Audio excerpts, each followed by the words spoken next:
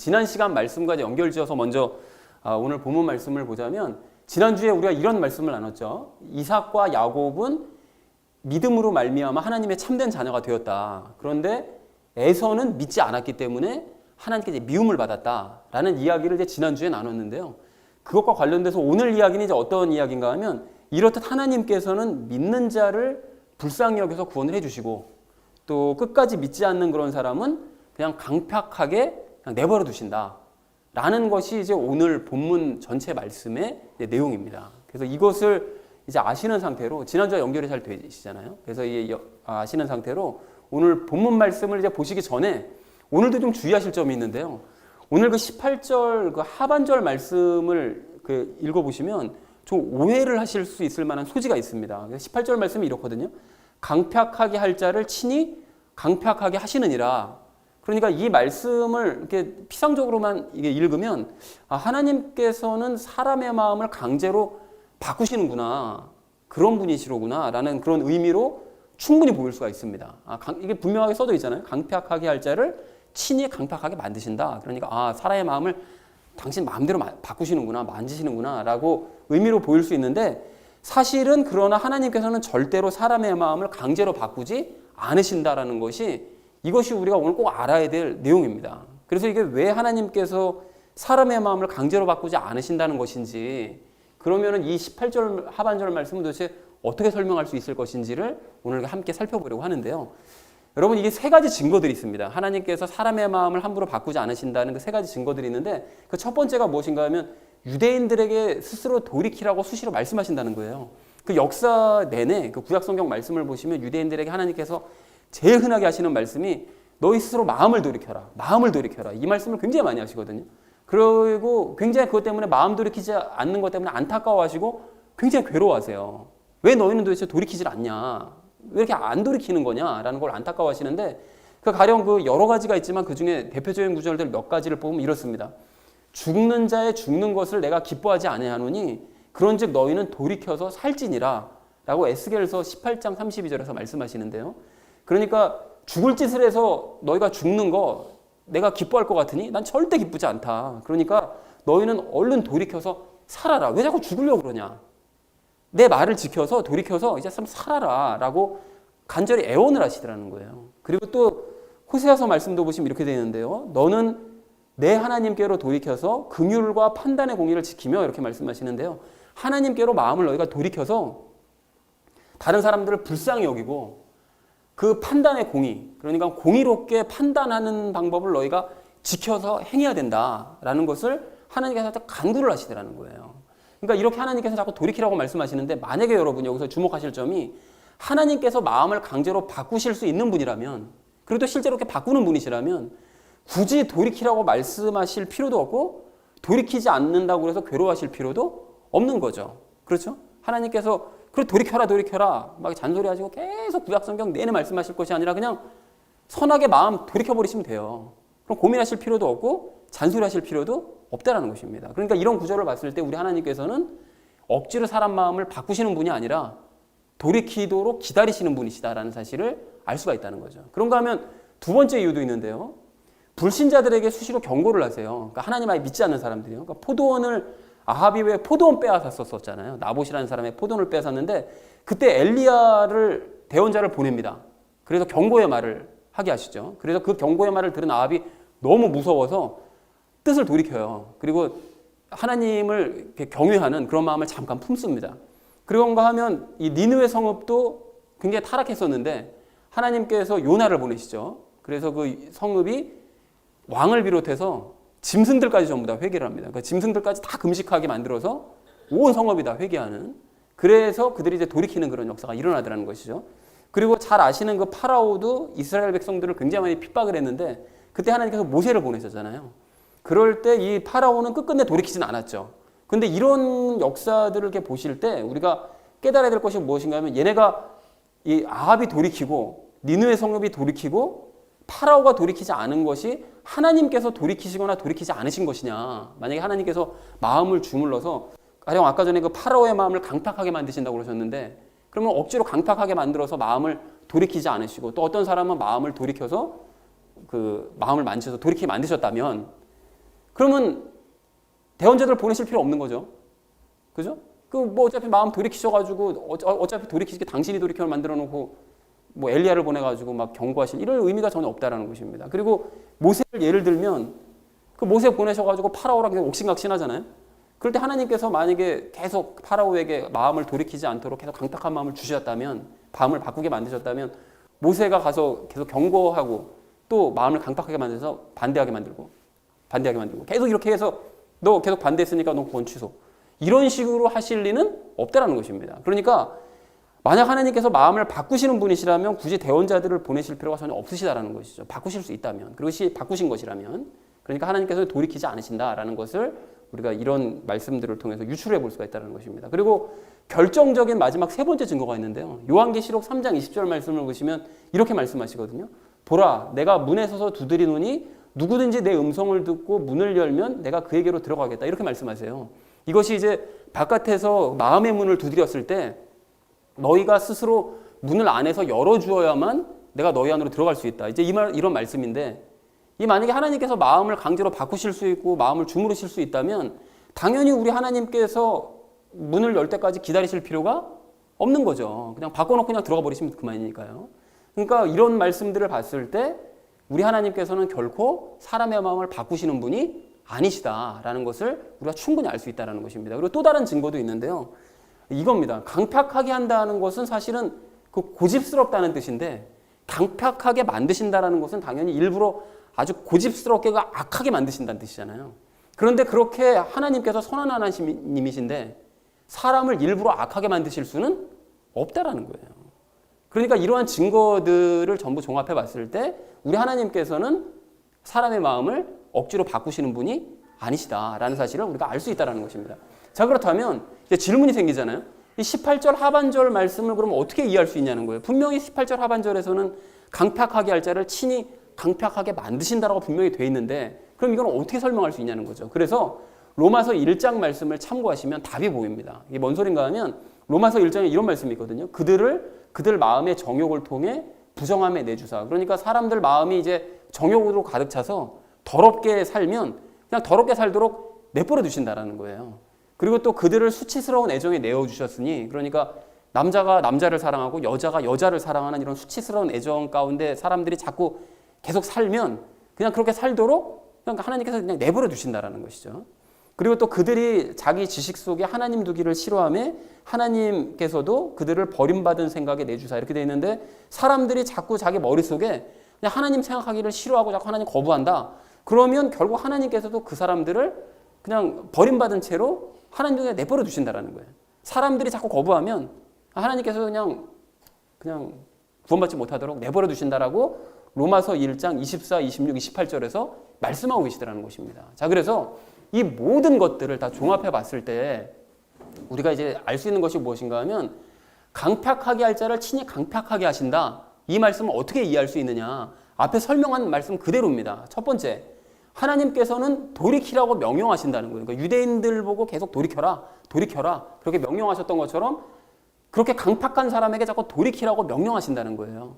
그리고 경고도 하시죠. 그 불신자들에게 자꾸 경고하셨던 것처럼 우리 하나님께서는 그 강팍한 자에게 계속 경고를 하신다는 거예요. 돌이켜야 된다라고 경고하시고, 그리고 난 다음에 세 번째 아까 말씀드렸던 것처럼 밖에 서서 문을 두드리신 이후에 기다리시는 거예요. 경고하시고 명령하신 이후에 기다리시는 거죠. 기다리시는데 만약에 끝까지 이 사람이 거부를 하면, 하나님을 거부하면, 그 명령을 거부하면 강팍해지도록 마지막 로마서 말씀에 봤던 것처럼 내버려 두신다 라는 의미로 우리가 이해를 할 수 있다는 것입니다. 여러분 정리가 되셨나요? 그러니까 이 강팍하게 만드신다는 것이 뭐 친히 정말 요 말씀만 딸랑 보고서는 이거 봐라, 하나님께서 이렇게 마음을 바꾸신다고 그러지 않냐, 이렇게 이해하면 안 되고 성경의 다른 여러 가지 구절들을 다 종합을 해봤을 때 우리 하나님께서는 마음을 강제로 만지시는 분이 아니라 이런 과정을 거쳐서 결국은 끝까지 강팍하면 강팍해서 내버려 두신다라는 그런 의미라는 것입니다. 자, 그래서 여러분이 참고로 이 구절을 좀 보실 필요가 있는데요. 출애굽기 9장 말씀인데요. 파라오가 비와 우박과 천둥이 그친 것을 볼 때에 여전히 더 죄를 지어 자기 마음을 강팍하게 하였고 그의 신하들도 마찬가지였더라. 그러니까 파라오와 신하들은 이미 마음이 그냥 강팍해서 하나님이 어떻게 하시는지 말든지 계속 그냥 강팍한 상태로 있던 거예요. 계속 강팍하게 그냥 안 믿고 기적이 일어나도 안 믿고 재앙이 일어나도 안 믿고 다 그냥 거부하니까 이렇게 강팍하게 되었을 때 자기 마음을 스스로 강팍하게 한 것을 하나님께서 내버려 두신 것이다 라는 것으로 이해할 수 있다라는 것입니다. 여러분, 그래서 이것이 이제 이해가 되셨다면 이제 이거 결론을 좀 내릴 수가 있는데요. 그러므로 지난주에도 제가 강조했던 바와 같이 성경을 전체적으로 이해한 상태에서 각 구절을 이해해야 하나님을 오해하지 않을 수가 있어요. 그러니까 이렇게 막 강팍하게 하신다, 또는 뭐 누굴 미워하신다, 뭐 이런 말을 보고 그것만 딱 보고 저거 봐라, 하나님 이렇게 미워하신다 그러지 않냐, 누구를 콕 지목해가지고 싫어하시지 않냐, 이렇게 해석할 것이 아니라 전체적으로 성경을 이해해서 하나님이 어떤 분이라는 걸 이해한 상태에서 각 구절을 해석을 해야 하나님을 오해하지 않을 수가 있고 바르게 이해할 수 있다는 사실을 분명하게 마음 가운데 담으시고 오늘 본문 말씀을 보시면 좋겠습니다. 자, 그래서 각절 말씀을 우리가 좀 함께 읽어보도록 할 텐데요. 우리 함께 읽어보도록 하겠습니다. 시작. 그런즉 우리가 무슨 말을 하리요? 하나님께 불의가 있느냐? 결코 있을 수 없느니라 라고 이제 말씀을 하세요. 근데 여러분, 여기서 그런즉이라는 것은 뭐에 대한 그런즉인가 하면 당연히 그 앞에 있는 13절 말씀에 대한 그런즉이겠죠. 근데 13절이 뭐라고 되어 있었는가 하면 야곱은 사랑하시고 애굽은 미워하신다라는 그 말씀이 기록되어 있거든요. 그러니까 야곱은 사랑하시고 에서는 이제 미워하심으로라는 그런 의미라는 거죠. 미워하심으로. 그 다음 구절은 다음에 설명하고요. 그리고 불의라는 것은 당연히 의가 뭐라고 그랬었죠? 의는 옳은 것, 하나님께서 옳다 하시는 것이 의니까요. 불의는 당연히 옳지 않은 것을 이제 불의라고 그러겠죠.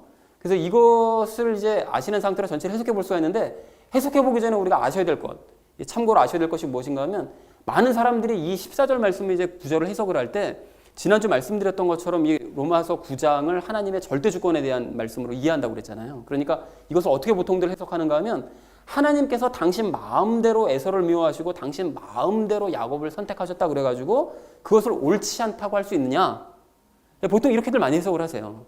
그러니까 이 하나님의 절대 주권을 가지고 계시니 당신 마음 아니냐? 야곱을 택하시든 뭐 에서를 미워하시든 당신 마음대로 하시는 거 아니냐?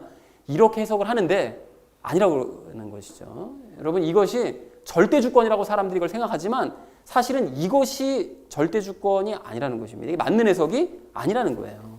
그러면 무엇이냐? 어떤 해석이 바른 해석이냐? 하나님께서는 믿지 않은 에서를, 항상 믿음이 주제니까요. 믿지 않은 에서를 미워하시고 믿은 야곱을 하나님께서 선택을 하셨다고 그래서 그것이 옳지 않다고 할 수 있느냐? 이것이 바른 해석이라는 거예요. 이것이. 그리고 여기에는 하나님의 절대 주권을 무시하는 어떤 뜻도 없습니다. 당연히. 하나님께서 믿지 않은 사람을 미워하시고 믿는 사람을 사랑하신다는 것이 뭐 하나님의 절대 주권이죠. 하나님의 절대 주권대로 결정하신 거니까 우리는 그걸 따를 수밖에 없는 것이고요. 이것이 이제 바른 해석이다라는 것을 아시는 상태로 전체 의미를 이제 보시면 이렇습니다. 하나님께서 믿지 않은 에서를 미워하시고 믿은 야곱을 선택하셨다고 해서 그것이 우리가 무슨 말을 하리요? 무슨 반발을 우리가 할 수 있겠냐? 그것에 대해서 하나님께서 불의, 옳지 않으시다는 것이냐? 절대 그렇지 않다라는 거죠. 하나님께서는 불의하신 분이 아니라는 거예요. 이것이 지극히 온당하시고 옳은 결정이시다라는 걸 우리가 동의할 수 있다라는 그런 얘기를 하고 있다는 것이죠. 자, 그래서 구원이 이렇게 믿음에 달렸다라는 예는 이제 그 다음 15절에서 또 얘기를 하는데요. 이것이 전체적인 내용을 보시면 하나님께서는 믿음을 중요하게 생각하신다는 내용이니까요. 그 15절에서도 똑같이 이제 믿음으로 말미암아 구원받을 수 있다는 사실을 또 얘기하십니다. 그래서 15절 말씀 우리 함께 읽을 텐데요. 함께 읽겠습니다. 시작. 그분께서 모세에게 이르시되 내가 긍휼을 베풀 자에게 긍휼을 베풀고 내가 불쌍히 여길 자를 불쌍히 여기리라 하시나니 라고 말씀하시는데요. 여러분, 이 말씀이 그 출애굽기 33장 19절 말씀을 인용한 내용이에요. 근데 이 말씀이 우상숭배 사건, 지난주에도 말씀드렸던 그 이스라엘 백성들이 소우상을 섬겼던 바로 그 사건 직후에 하나님과 모세가 서로 대화한 내용 중에 일부입니다. 그래서 이때 대화한 그 내용이 전체적인 내용이 어떻게 되는지를 제가 잠깐 정리를 좀 해드리려고 하는데요. 이게 좀 중요해서요. 그 하나님께서 그 이스라엘 백성들이 소우상을 섬긴 것을 보시고 너무 화가 나셔서 분노하셔서 모든 이스라엘 백성들을 다 멸하려고 결정을 하셨어요. 그래서 모세에게 통보를 하십니다. 이것들 다 죽여버리고 내가 너를 통해서 새로운 민족을 일으키겠다 라고 아예 선포를 하십니다. 자, 그런데 그랬을 때 모세가 과거 하나님께서 약속해 주셨던 그 은혜, 그 우리에게 은혜 주시겠다고 그러셨잖아요. 그거를 하나님께 말씀을 드려요. 그리고 이 백성들은 제 백성이 아니라 하나님의 백성입니다. 그리고 얘네들 만약에 다 멸해버리시면 이웃나라가 뭐라고 그럴까요? 하나님께서 능력 없어가지고 가나안 땅 못 데리고 가니까 사막에서 죽여버리셨다. 이렇게들 다 이해할 겁니다. 라고 하나님을 설득을 해요. 그러면서 이제 하나님께서 그러니까 그 얘기를 들으시고 그러면 모세 너만 데려가겠다. 내가 너만 데리고 가나안 땅 갈게. 그랬더니 모세가 이제 안 된다고 얘기하는 거죠. 그러니까 모세는 하나님께서 백성들과 함께 가지 않으시면 가나안 땅도 필요 없다고 얘기하는 거예요. 내가 하나님과 설사 함께 가나안 땅 들어간다 한들 하나님의 백성, 이스라엘 백성들 다 버려버리시고 저만 데리고 들어가는 게 무슨 의미가 있습니까? 그리고 하나님께서 안 가시고 제가 만약에 이스라엘 백성들을 데리고 들어가면 하나님도 함께 하시지 않는 그런 가나안 땅 아무리 좋다 하는데 그까지 땅이 무슨 소용이 있느냐고. 우리에겐 그런 땅 필요 없다고. 이렇게 굉장히 정말 하나님의 마음을 기쁘게 할 만한 그런 믿음의 고백을 하더라는 것이죠. 그리고 또한 하나님께서 함께 하심이 은혜라고 고백을 해요. 이게 무슨 소린가 하면 모세가 그 예전에 은혜 주겠다고 말씀하지 않으셨냐라는 얘기를 하면서 은혜가 뭡니까? 하나님 앞에 역으로 여쭤요. 은혜가 뭡니까? 하나님께서 함께 해주심이 은혜 아닙니까? 그런데 하나님께서 함께 하지 않으시겠다고 하니 이게 무슨 은혜입니까? 이게 우리에게 주시겠다는 은혜입니까? 라고 이제 하나님 앞에 고백을 하더라는 것이죠. 그러면서 주의 백성에 대한 얘기도 하는데 주의 백성이라는 것을 주의 백성이 구별됐다라는 것이 도대체 무슨 뜻입니까? 하나님이 함께 하시니까 주의 백성이지 하나님께서 함께 하지 않으시는데 그게 무슨 끝까지 주의 백성입니까? 라고 하나님 앞에 열변을 토하는 거예요. 그랬더니 하나님께서 그런 모세의 믿음의 고백에 감동하셔서 그 뜻을 돌이키세요. 이것들 다 죽여버리겠다라고 그렇게 분노하셨던 하나님께서 이 모세의 아주 논리정연한 설득과 고백에 감동하셔서 돌이키십니다. 뜻을. 그러면서 이제 모세가 문득 하나님께 영광을 보여달라고 하나님의 모습을 보여달라고 요청을 하는데요. 이걸 왜 요청을 했는가 하면 10계명을 받은 후에 하나님께서 그 백성들과 계약을 맺으시고 그러면 내가 앞으로 너희의 백성이 되고 내가 너희의 왕이 되겠다라고 이제 계약을 맺으시고 난 다음에 하나님께서 초청을 하세요. 산 위로.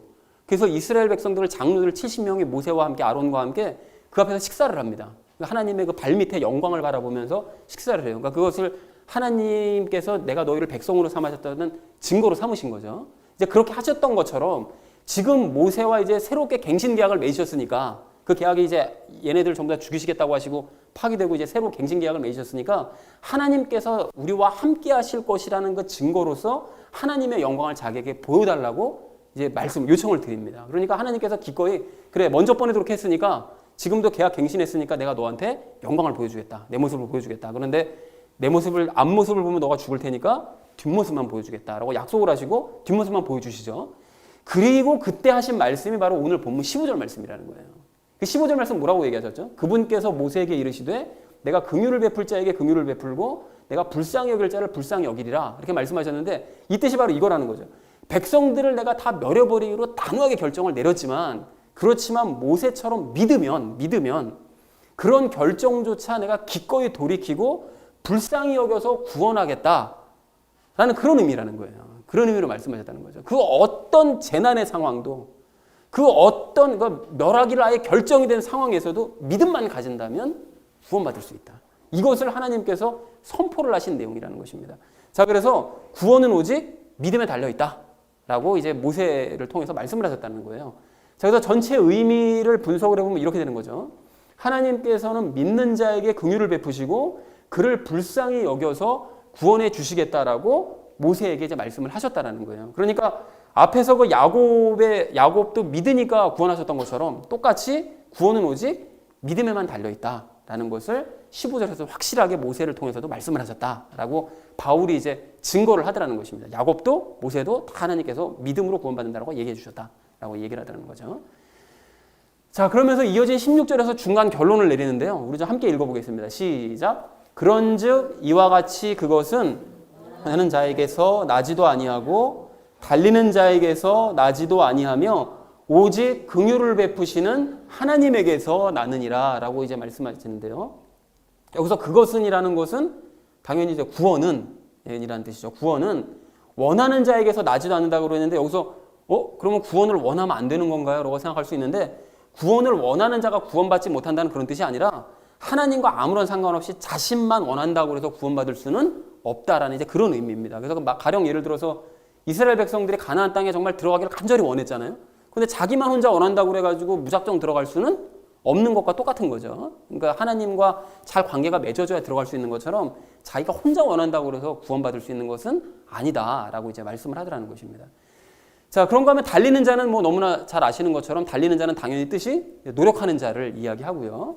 그리고 긍휼을 베푸시는 하나님이라는 것은 믿는 자를 불쌍히 여기셔서 구원해 주시는 하나님에게서라는 이제 의미라는 것입니다. 그래서 이걸 아시는 상태로 전체 의미를 보시면 이렇습니다. 그런즉 구원은 원한다고 해서 얻을 수 없는 것이고 또 노력한다고 해서 얻을 수도 없는 것이고 오직 믿는 자를 불쌍히 여기시는 그 하나님을 믿을 때 너희가 믿을 때 그때 구원을 얻을 수 있는 것이다 라고 중간 결론을 얘기하더라는 거예요. 그러니까 하나님께서는 믿는 자를 믿는 야곱 같은 사람을 불쌍히 여기시고 구원해 주시고 또 믿지 않는 그런 사람들은 구원하지 않으신다라는 그런 것을 얘기를 하더라는 것입니다. 자, 그리고 다음 절에서는 그 반대의 경우에 대해서 얘기를 하는데요. 믿음의 그 반대되는 경우를 얘기를 하시는데요. 파라오에 대해서 얘기를 합니다. 17절 말씀 우리 함께 읽을까요? 시작. 성경 기록이 파라오에게 이르기를 내가 바로 이 목적을 위해 너를 일으켰나니 이것은 내가 내 안에서 내 권능을 보이고 내 이름을 온 땅에 두루 밝히 알리려 함이니라 하시나니 라고 말씀이 좀 긴데요. 여기 보면 성경 기록은 어디 성경 기록을 얘기하시는 건가 하면 출애굽기 9장 16절 말씀을 의미합니다. 그리고 파라오가 이때 당시에 그 10가지 재앙 중에 5가지 재앙을 이미 겪었어요.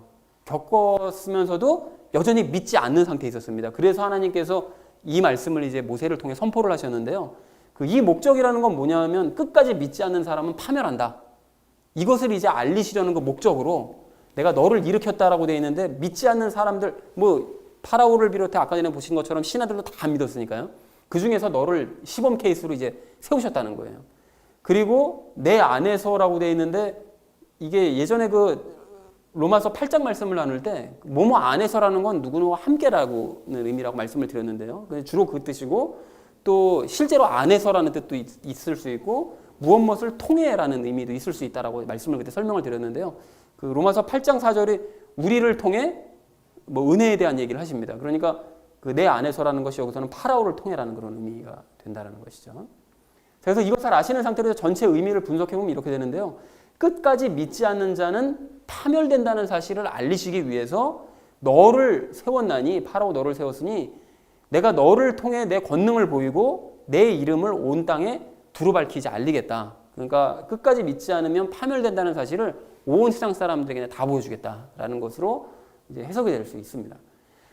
자, 그리고 이제 마지막 18절에서는 이제 결론을 내리는데요. 우리 좀 함께 읽도록 하겠습니다. 시작. 그런즉 그분께서 긍휼을 베풀 자에게 긍휼을 베푸시고 또 강팍하게 할 자를 친히 강팍하게 하시느니라 라고 되어 있습니다. 그래서 여기서 긍휼을 베풀 자라는 건 당연히 믿기 때문에 구원받은 자, 또 강팍하게 할 자라는 것은 당연히 믿음을 거부하기 때문에 강팍하게 그냥 내버려 둘 자를 의미하는데요. 그래서 그걸 아시는 상태로 전체 의미를 보면 이렇습니다. 그런즉 하나님께서는 야곱처럼 믿는 자에게는 구원을 베풀어 주시고 또 이 파라오처럼 끝까지 믿지 않는 자는 강팍해지도록 그냥 내버려 두신다 라는 의미로 정리를 해볼 수가 있겠습니다. 이거 전체 의미라는 것이죠. 자, 그래서 오늘 본문 말씀을 이제 총 정리를 해보시면 이렇게 되는데요. 하나님께서 에서를 미워하시고 야곱을 택하신 것이 옳지 않은 일이냐? 결코 그렇지 않다. 그것이 이제 14절 말씀이고요. 하나님께서는 모세에게도 믿는 자를 구원하시겠다고 분명하게 말씀을 해주시지 않았냐? 이제 그것이 15절 말씀입니다. 아까 전에 과거 그 출애굽기에 있었던 그 말씀을 이제 말씀하신 거죠. 그리고 그런즉 구원은 원하는 자나 노력하는 자가 받는 게 아니라 오직 누가 받습니까? 믿는 자가 구원을 받는 거다라고 이제 16절에서 말씀을 하고 계시고요. 그리고 파라오는 믿지 않아서 파멸을 했는데 하나님께서는 이처럼 그렇게 끝까지 믿지 않는 사람을 강팍하도록 그냥 내버려 두시는 바로 하나님이시다 라고 오늘 전체 말씀을 정리를 해볼 수가 있겠습니다. 그러니까 믿으면 구원받지만 끝까지 믿음 거부하면 파멸될 수밖에 없다. 구원받지 못한다라는 것이 오늘 본문 말씀이라는 거죠. 그래서 결론이 방금 말씀드린 대로 똑같습니다. 하나님께서는 믿는 자를 불쌍히 여겨서 구원하시고 믿지 않는 자는 강팍한 상태로 내버려 두신다라는 것이 오늘 본문 전체 말씀의 이제 결론이다라는 것을 아시는 상태로 마음에 담으시는 상태로 나머지 말씀을 적용하면서 함께 말씀을 나누도록 하겠습니다.